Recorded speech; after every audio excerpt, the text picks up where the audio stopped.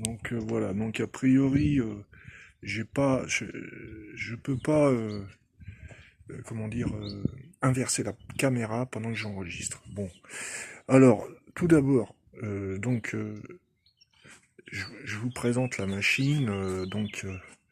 Voilà. Donc là, j'ai l'arrière est démonté. On va voir ça après.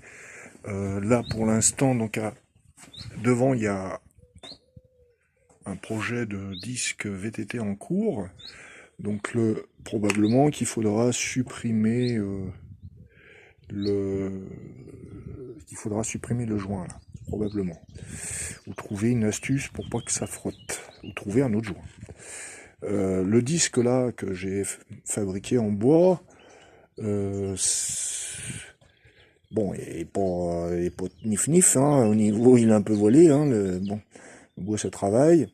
En fait, c'est du contreplaqué, j'ai enlevé les deux feuilles, parce que je voulais avoir 3 mm de pile. Donc là, j'ai 3 mm de pile.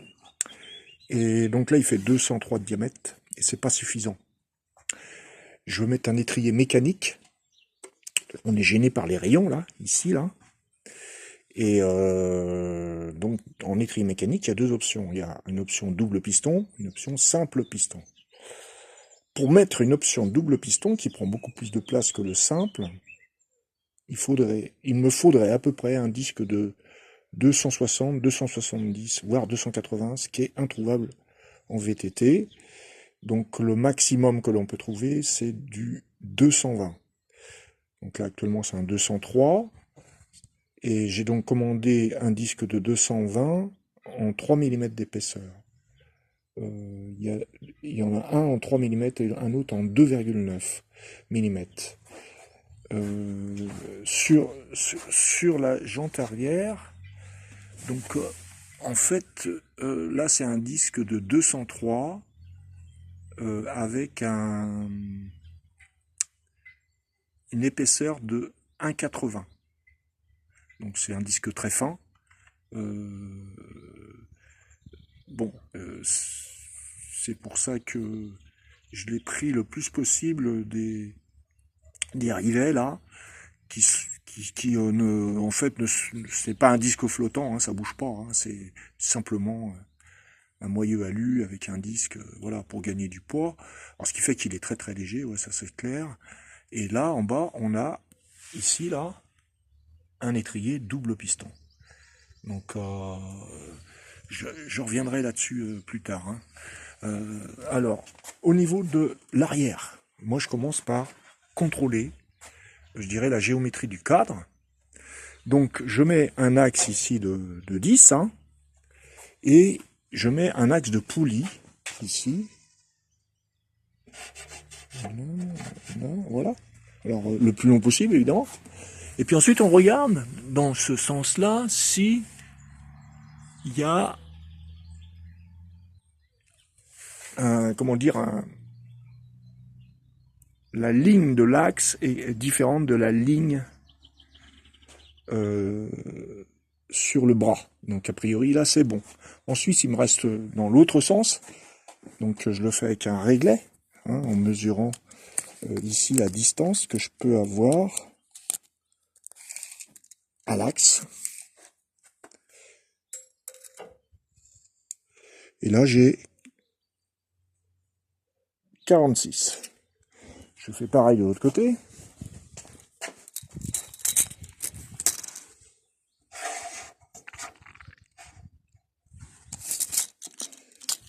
Et là, j'ai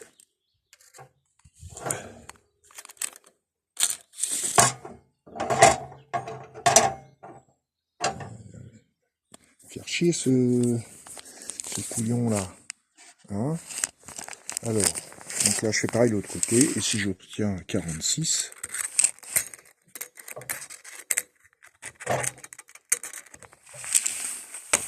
c'est pas facile à...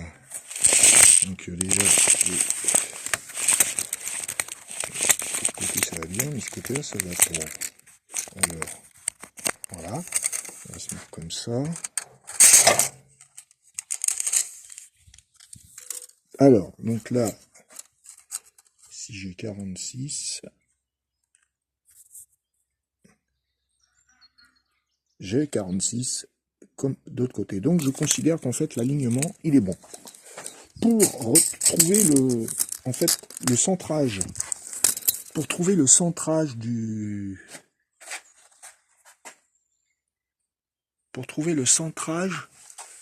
bras. Donc en fait, où là j'ai fait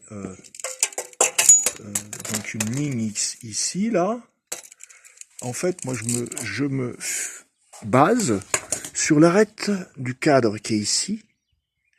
Je descends, je prolonge et ensuite, donc le mieux c'est de mettre le cadre à l'envers. Hein, et ensuite j'arrive là. Voilà. Donc ce qui fait que quand je vais mettre ma roue, je vais pouvoir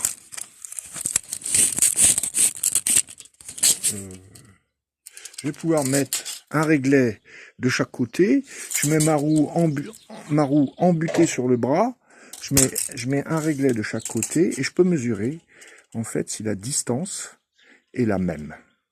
Donc ce que j'ai obtenu, donc a priori le train arrière, si on peut parler ça comme ça, est bon. Voilà. Donc au niveau de l'avant, il faut que la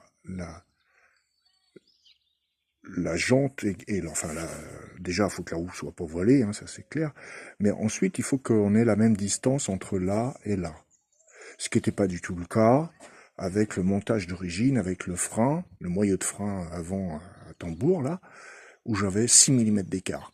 Donc ce qui est énorme, hein, donc du coup je me retrouve avec une roue qui est complètement d'un côté enfin c'était le contraire. Ici il y avait très peu, puis là il y avait beaucoup. Donc j'ai modifié ça pour le tambour dans un premier temps, parce que je me suis dit peut-être que je reviendrai sur un frein à tambour plus tard. Et donc j'ai modifié ça, voilà. Et j'ai obtenu, après avoir meulé le tambour, l'ergot du tambour et le tambour en lui-même, pour en fait tout bien centrer. J'ai de la chance parce que les deux bras de la fourche sont à la même hauteur, ce qui n'est pas toujours le cas. Hein, il peut y en avoir qu'il y en ait un qui soit plus haut que l'autre. Du coup, la roue, elle peut basculer d'un côté ou basculer de l'autre. Et moi, j'ai de la chance, elles sont identiques. Bon, ceci dit, je l'ai démonté, graissé, j'ai changé les bagues, et j'ai remarqué que, en fait, quand j'ai dû forcer un peu pour le remontage parce qu'elle n'allait pas tout à fait en haut. Et du coup, bah, ça a créé un léger déséquilibre. Ce qui fait que quand les fourches sont mal, comment dire, équilibrées comme ça, il faut meuler le ressort un petit peu pour qu'il aille un petit peu plus loin. Voilà. Donc, bon, je vais arrêter la vidéo là pour on est à combien là? Ouais, je sais pas. Il me fait un compteur bout, alors je sais même pas à combien je suis. Donc la jante arrière.